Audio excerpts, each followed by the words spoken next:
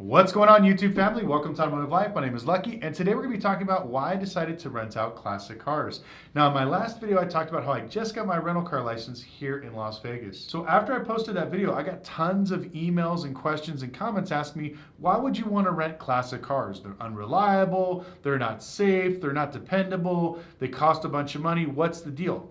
And the truth is, it's all about ROI, return on investment. How much money you're going to spend compared to what you're going to put out. So I'm going to give you a breakdown of why I decided to do classic cars instead of regular cars.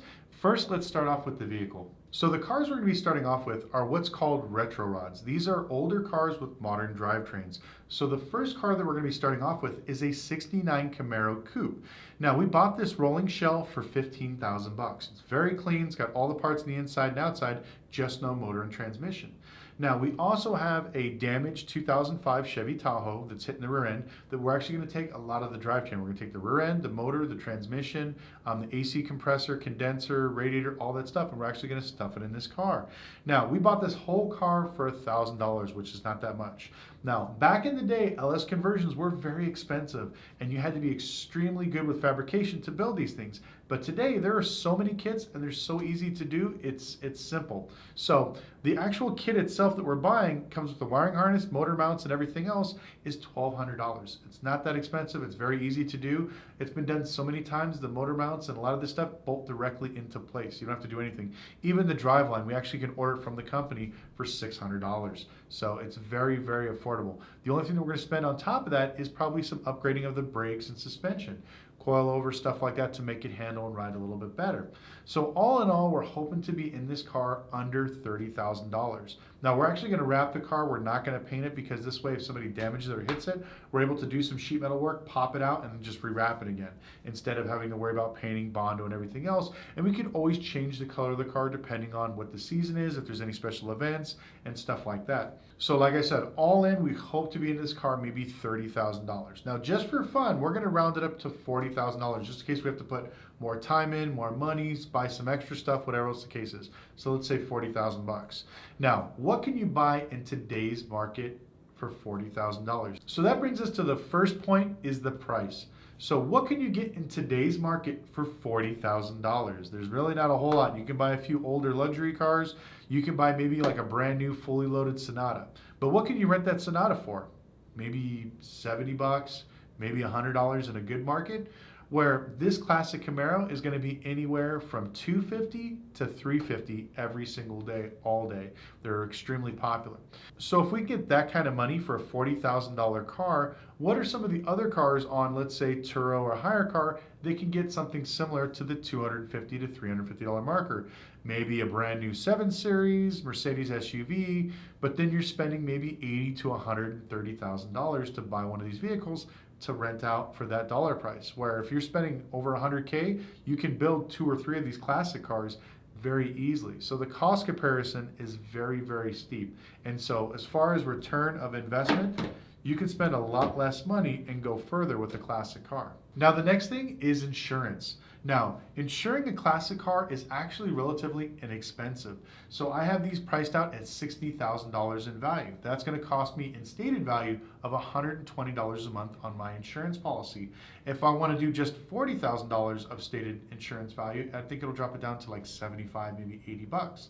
But we're going to keep it at $60,000 for stated value and keep our payment around $120. Now, if I were to buy one of these, let's say that 7 Series brand new or something along that nature, maybe a nice Mercedes-Benz SUV, I'm going to be looking anywhere from $400 to $800 per month to carry that type of car. So the insurance is very expensive when it comes to these newer luxury vehicles. Next, we're going to be talking about reliability and maintenance. Now, traditionally, classic cars are awful when it comes to reliability and maintenance, especially if they're carbureted, because you always have to finicky play with them. If they pump the pedal more than 3 times, they try to start it, they flood it, and you got to wait 20 minutes.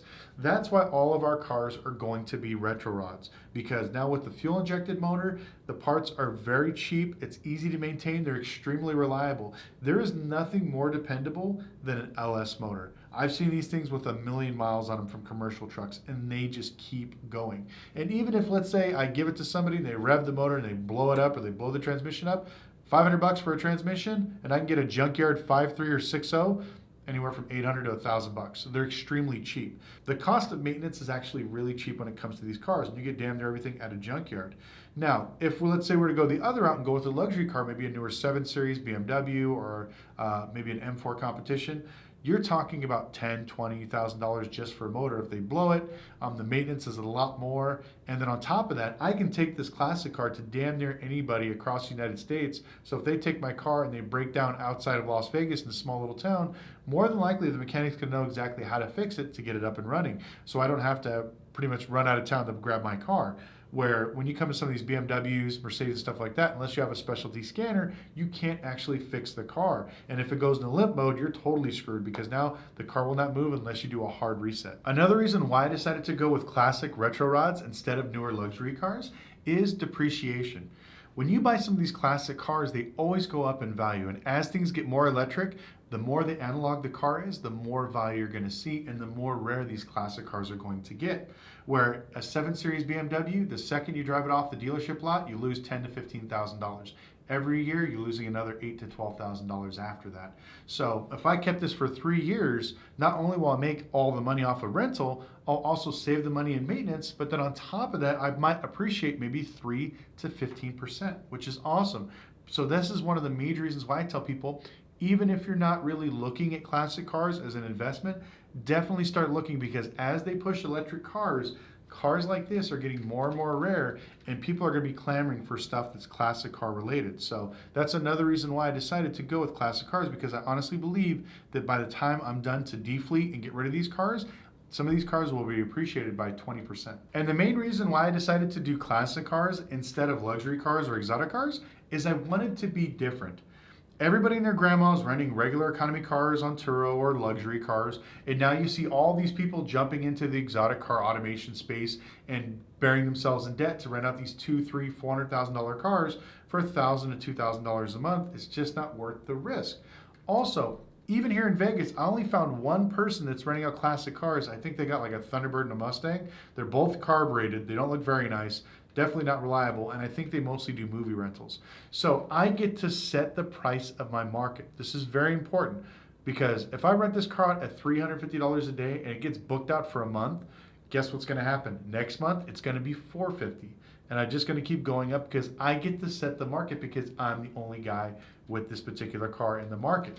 Now, if you decide to rent, let's say, a 7 Series BMW and you're in downtown LA, there's 700 other ones just like yours. Why are they going to pick yours above all of them?